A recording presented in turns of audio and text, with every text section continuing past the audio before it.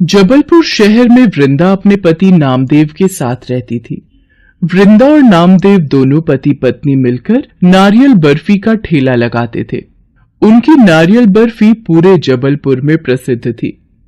दूर दूर से जब भी कोई जबलपुर आता था तो उनके ठेले की नारियल बर्फी जरूर खरीद कर ले जाता था। नामदेव और वृंदा का जीवन अच्छे से व्यतीत हो रहा था। दोनों बेटे भी स्कूल जाने वाले हो गए थे। समय पर घर का किराया भी नामदेव और वृंदा दे देते थे। नामदेव के मन में अब एक ही ख्वाहिश थी, वो थी अपना घर बनाने की। वृंदा, भगवान की कृपा से हमारा नारियल बर्फी का ठेला बहुत अच्छा चल रहा है। मेरी तो इच्छा है कुछ ही समय में अब हम अपना घर और एक दुकान बना ही लेंगे। कब तक हम किराए के घर में रहेंगे? अपना घर होगा तो बचत और ज्यादा होगी। आप सही कह रहे हो। अपना घर और अपनी दुकान बन जाए तो बहुत आराम हो जाएगा। अच्छा, आप कुछ देर आराम करो, तब तक मैं बर्फी तैयार कर लेती हूँ, फिर शाम को ठेले पर चलेंगे। वृंदा बहुत ही स्वादिष्ट नारियल बर्फी बनाती थी। उसके हाथों में नारियल बर्फी बनाने की एक अलग ही कला थी। शाम के वक्त वृंदा और नामदेव दोनों नारियल बर्फी का ठेला लगाने निकलते हैं। नामदेव भाई, 2 जगह 1-1 किलो नारियल की बर्फी तोल देना। सतना शहर से दोनों बहनें आई हुई हैं और वो कहती हैं कि वो तुम्हारी नारियल बर्फी लेकर ही घर जाएंगी। पूरे जबलपुर में तुम्हारे ठेले की ही नारियल बर्फी बहुत प्रसिद्ध है। ये बात वो अच्छी तरह जानती है भाई। मनोहर भैया, ये नारियल बर्फी के स्वाद का श्रेय आप मेरी पत्नी वृंदा को ही दो। ये ना हो तो मैं भला अकेला कहां संभाल पाऊं। मैं तो बस नारियल लाकर दे देता हूं। बर्फी बनाने का सारा काम तो इसी के हाथों में है। ये लो नामदेव, आपके पैसे। चलता हूं, ठीक है? जय राम जी की। तुम तो मेरी बस यूं ही तारीफ करते रहते हो। अब घर चले, बच्चे इंतजार कर रहे होंगे। झूठी तारीफ क्या है? तुम्हारे हाथों में तो जादू है ही, इसलिए तो हमारी अच्छी कमाई हो जाती है। इसी तरह से दिन बीत रहे थे। नामदेव ने अब तक 30,000 रुपए जोड़ लिए थे। पर एक दिन वृंदा छत से कपड़े उतार कर ला रही थी तो अचानक सीढ़ियों से उसका पैर फिसल जाता है और वो सीढ़ियों से गिर जाती है। वृंदा के सिर में चोट आती है और सीधे हाथ की हड्डी टूट जाती है। इनके सिर और माथे पर खरोंचे आई हैं और सीधे हाथ की कोहनी की हड्डी टूट गई है, जिसे ठीक होने में 2 महीने लग सकते हैं। वृंदा को पूरे आराम की जरूरत है। मम्मी, जल्दी ठीक हो जाओ। हाँ मम्मी, अब हम दोनों आपको बिल्कुल भी तंग नहीं करेंगे। हम दोनों अपने स्कूल का काम भी समय पर कर लेंगे। पापा, मम्मी कब ठीक होंगी? डॉक्टर ने तुम्हारी मम्मी को दवाई दी है बेटा। अब आराम करने के लिए बोला है। वो जल्दी ही ठीक हो जाएगी। तुम दोनों जाकर पढ़ाई करो।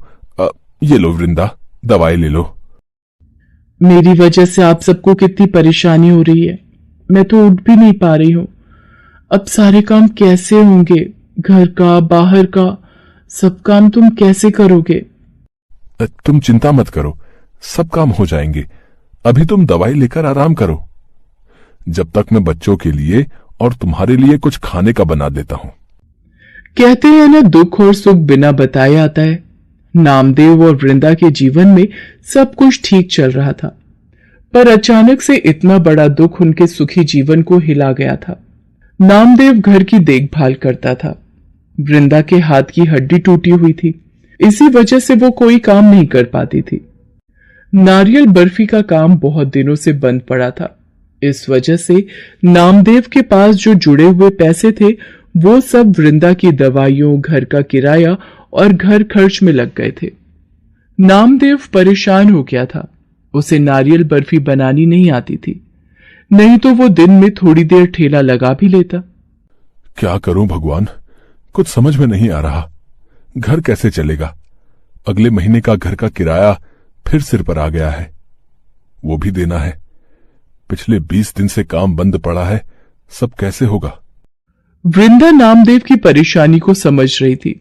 वो भी जानती थी कि पिछले कुछ दिनों से नारियल बर्फी का काम रुका हुआ था। फिर वृंदा को एक उपाय सूझा। उसने नामदेव से कहा, सुनो जी, मैं चाहती हूं नारियल बर्फी आप बनाओ। जैसे जैसे मैं आपको बताऊंगी उस तरह से आप बनाते जाना। धीरे धीरे आप नारियल बर्फी बनानी सीख जाओगे। वृंदा, अगर थोड़ा बहुत भी स्वाद में फर्क आया तो काम पर असर पड़ जाएगा। लोग हमारी नारियल की बर्फी की बहुत तारीफ करते हैं। मुझे तो लगता है मैं नहीं बना पाऊंगा। आप मेरे ऊपर विश्वास करो, देखना आप बहुत अच्छी नारियल बर्फी बना लोगे और मैं आपके साथ हूं। मैं आपको बताती जाऊंगी, जैसे जैसे मैं बताऊं वैसे वैसे करना, ठीक है? चलो अब आप शुरू करो नारियल बर्फी बनाना। नामदेव नारियल बर्फी बनाना शुरू कर देता है। पहले तो उसे बहुत परेशानी होती है। धीरे धीरे वृंदा उसे सब कुछ समझाती जाती है। लाओ जरा चीनी तो चखाओ कैसी बनी है। ये तो बहुत ही बढ़िया और स्वादिष्ट नारियल बर्फी आपने बनाई है मुझसे भी ज्यादा स्वादिष्ट।